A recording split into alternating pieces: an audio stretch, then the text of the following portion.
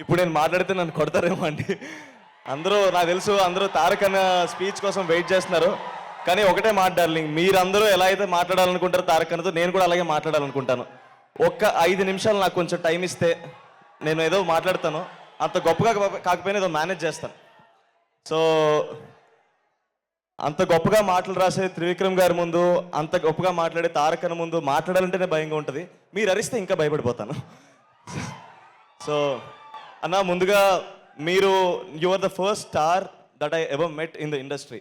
నేను సినిమా ఇండస్ట్రీలోకి వచ్చిన తర్వాత నేను మొట్టమొదటిగా కలిసిన స్టార్ మీరే అన్న. మా మ్యాడ్ ఫస్ట్ ట్రైలర్ లాంచ్ అయినప్పుడు మీతో జరిగింది. మీరు నాకు ఇంకా విజువల్ గుర్తు. మీరు నడుచుకుంటూ వస్తున్నారు, కంట్లోకి కళ్ళు పెట్టి చూసారన్న, అంతే. ఇంకా అక్కడ ఏదో అయ్యింది, నాకు ఏం జరిగిందో కూడా అర్థం కాలేదు. సో అలాంటి చూపుని చూసిన నేను నా మొదటి సినిమా ఆయన ట్రైలర్ లాంచ్ చేయడం అనేది చాలా గర్వంగా ఫీల్ అయ్యాను.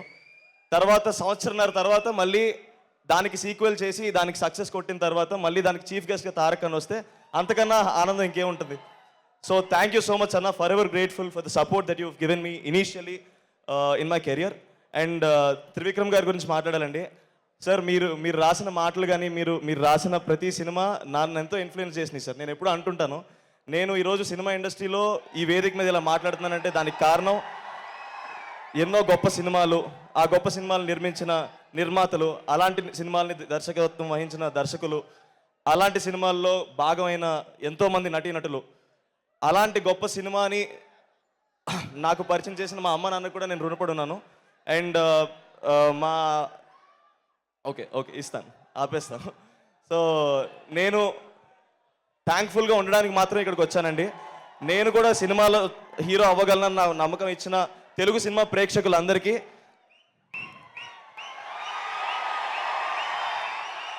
మాటలు రాలేనప్పుడు ఇలా చేతల్లో చూపిస్తాం అనుకున్నాను.